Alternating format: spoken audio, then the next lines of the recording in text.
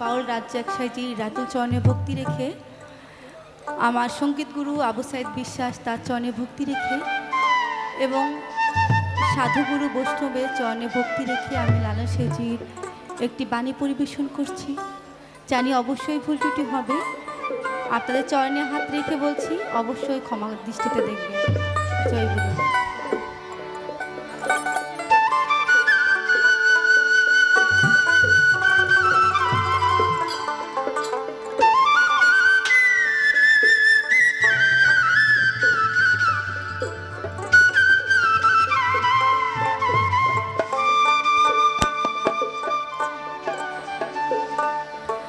মোনামা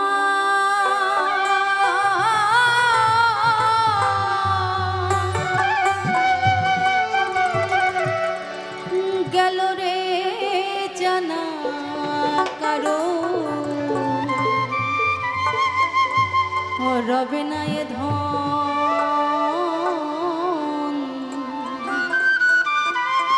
তোমার জীবন যৌবন, তবে কেন মন করো এত বাসনা মোনামা। আসলে সাধুগুরু বৈষ্ণবের এটি একটি তীর্থস্থান। সবাই আমরা গুরুবাদী লোক, গুরু ভক্ত, সবাই গুরুর চরণের আশা করে। তাই তো লালন সাইজি বলেছেন, একবার সৌপুরের দেশে বসে সপুরের দেশে